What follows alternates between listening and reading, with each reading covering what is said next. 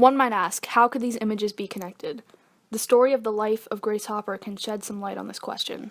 Grace Hopper explored the challenges of technology, encountered struggles with women's rights, and exchanged ideas in the field of computer science.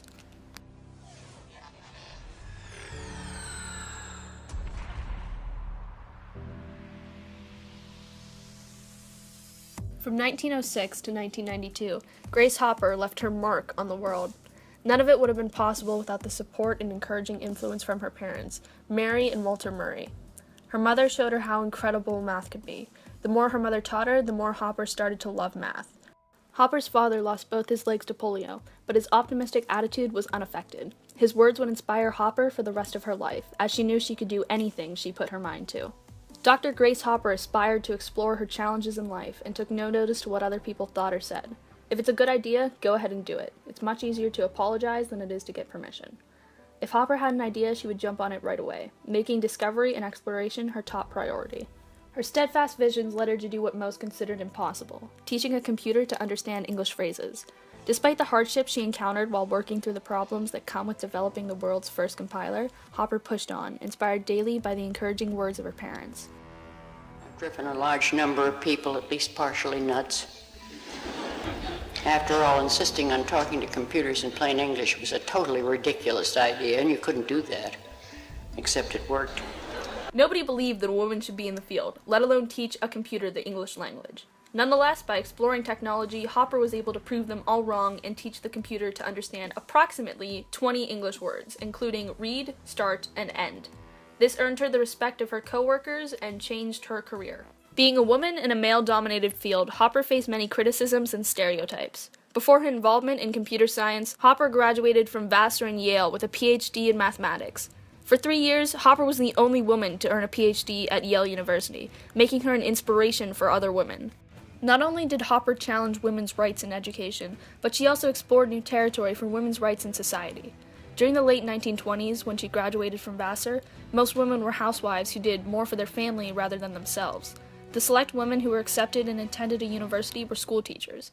Sure, Hopper wanted to be a teacher too, but not in the normal areas for a woman. She loved math, physics, electronics, and anything hands-on. When Hopper graduated, mathematicians thought they were better than computer scientists, and that computers were too basic for them. Working with millions of parts and indecipherable code versus memorizing and utilizing formulas, Grace Hopper definitely proved that the computer field was just as advanced or even more advanced than mathematics. Throughout the entirety of her life, Hopper loved to help people, whether it was tutoring them in math or helping fix a computer. For this, she enrolled in the U.S. Navy. The first time she did, she was confronted with cynicism regarding her age, even though she was only 36 years old. Grace Hopper tried again, and this time she was accepted into the WAVES program, or Women Appointed for Volunteer Emergency Service. She immediately went to work at Harvard on the MARC computers, a trilogy of computational machines under the direction and command of the Navy. Everything was hurry up, do it yesterday. So the pressure to keep the only computers we had running was very, very strong. And Mark I ran 24 hours a day, 7 days a week. During her work on the Mark I's younger brother, Mark II, Hopper noticed that the computer was not functioning correctly. She and her team did a thorough inspection of the machine. At last, they found the origin of their dilemma, a 2-inch moth in the motherboard of the computer. Grace taped the pest into her coveted logbook, thereby naming one of the most iconic computer problems, the computer bug. Hopper left Harvard when she was 43 years old and went to explore new career options at the Eckert-Mauchly Computer Corporation. I'd always loved a good gadget. And I'm afraid that in my heart, when I first saw Mark I, my first thought was, gee, that's the prettiest gadget I ever saw. All of the early computers that she worked on, which include the MARC series and the UNIVAC, were very large in size. Some were as tall as 8 feet and included 530 miles of wire. These computers that Hopper worked with were revolutionary and broke all set standards. For example, light, satellite information, and electricity traveled so fast, science didn't even have a term for it. This was Grace's first encounter of the nanosecond, which is a billionth of a second. I could give you a nanosecond. Okay, now, I don't even know what that is, Grace. Well, you see, we started with milliseconds, thousandths of a second, and then we went to microseconds, millionths of a second, and now we talk about nanoseconds. That's a billionth of a second. Mm-hmm. But... Well, they told me billionth of a second, and I didn't know what on earth they were talking about. Right. Didn't make sense to me. So one day I called over to engineering and said, cut off a nanosecond, send it over to me. And so I've got a bundle of them here, and you can pick your color. Now, Gracie, I understand that this is a visual... That is the maximum distance that light or electricity can travel in a billionth of a second. No faster? No farther? And when an admiral asks you why it takes so damn long to send a message by a satellite, you point out to him that between here and the satellite, there are a very large number of nanoseconds. She became famous for her explanation as to why it took so long for satellites to receive and transmit information. This is why computers had to be small to work fast. From within a small crowd of computer scientists, a woman made herself heard when she proposed that computers would be easier to program if they understood phrases. Previously, computers had to be programmed in binary by toggling switches or poking holes into a sheet of paper that the computer would scan.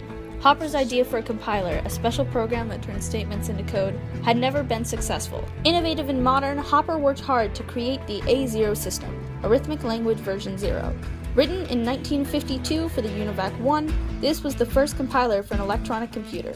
However, it would go on to be the precursor for many more languages. Hopper was the first computer scientist to create a running compiler and shared it with the rest of the computer science world. Following the A0 system, Hopper attained a new position as Director of Automatic Programming, and her team produced the B0 system, or Flowmatic, a compiler-based program that was key to the development of Hopper's next exchangeable idea, COBOL.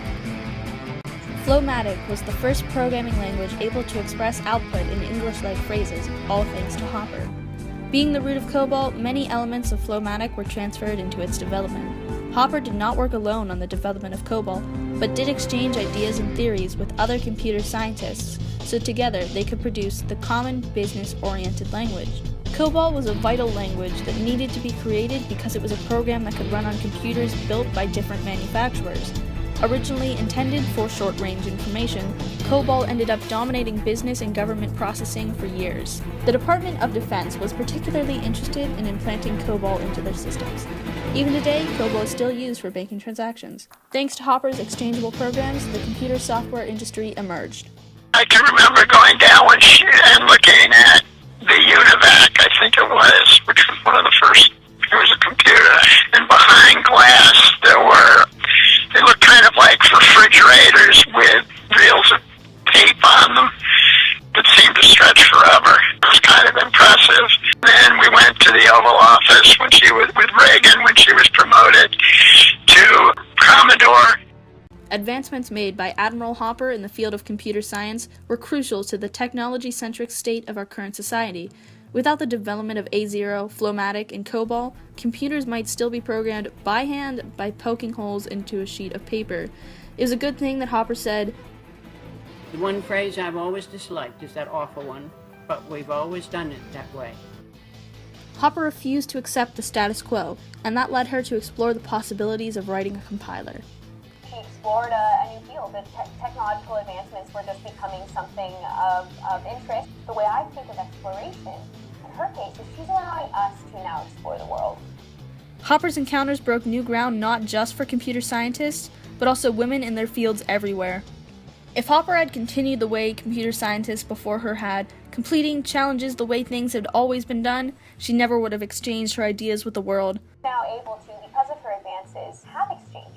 Clearly that's brought us to where we are today, so I do think that she does embody those three terms.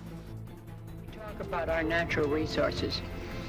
We talk about oil and coal and timber. I think we all too often forget that the greatest natural resource we have is our young people. They're our future. Grace Hopper learned that from a young age, a person, male or female, can do whatever they set their mind to, no matter the challenges that stand in their way. With work ethic, intelligence, and determination, Admiral Grace Hopper created a career and forged a story that would be an inspiration for generations to come.